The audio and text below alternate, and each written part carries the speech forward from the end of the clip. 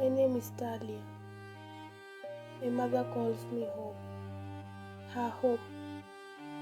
Though for now, I can't say I'm Hope because I feel like I've disappointed her.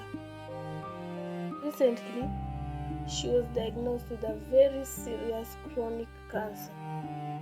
I miss her so much because for 3 months now, she has been in the hospital. Mark is my brother. He looks very healthy, but the thing is, he's not. Mark is disabled. He sleeps the whole day.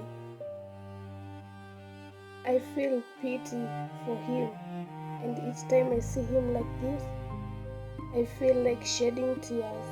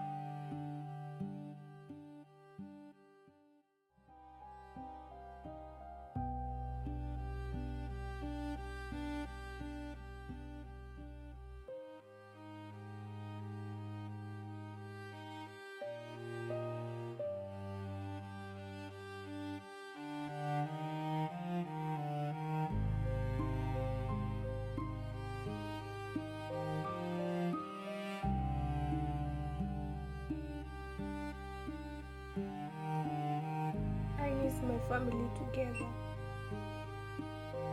I can't even remember the last time we were all. I now have the responsibility of providing painkillers for Mom and for Mark, and also to provide food. Yet I don't even have a job.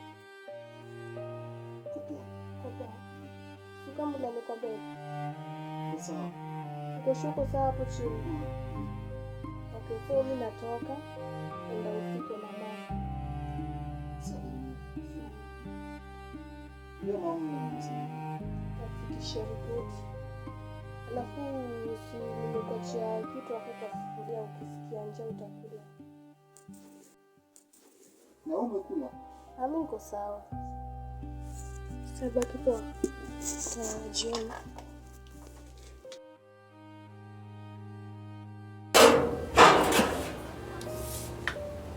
Sisi umerudi? Unaenda? Kutafuta kazi. Unaenda kutafuta? Sisi mimi nimechoka hapo kwa nyumba peke yangu. Sasa saa saa ngapi? 5. Saa 5 jioni. Unataka kutoka kwa nyumba unaenda kutafuta kazi. Uko serious? Sasa ona mimi nakuacha unazunguka nje peke yako, mimi nimekaa kwa nyumba na mimi ndio kijana mkubwa. Umenisikia hata nikicomplain? Complain na huwezi complain, but najua ni hard kwako. Hizo mzigo zote huwezi beba peke yako kama mimi nimekaa hapa. Sasa bro, na hii condition yako, unaenda kufanya kazi gani? Unaenda kutafuta kazi gani? Kazi nitapata. Hii condition iweze ni limit kufanya kitu nafanya. Na hii dunia sai. Mimi ni mwanaume na wanasemanga kama huwezi fanya kazi huwezi kula. Na that's the reason why nasema acha nitoke nje nionekane tunaweza pata kitu tusaidie nao mama. Sasa bro, nielewi. Kijaribu kuelesha ni condition yako. Unaenda kupata kazi wapi? Nani atakubali kukupatia kazi? Na hii dunia sai. Siku hizi sika kitambo ati disability is not inability. Sawa, ingia kwa nyumba. Tuingie basi. Umekula kwanza? Umekula kweli? Acha nikwambie.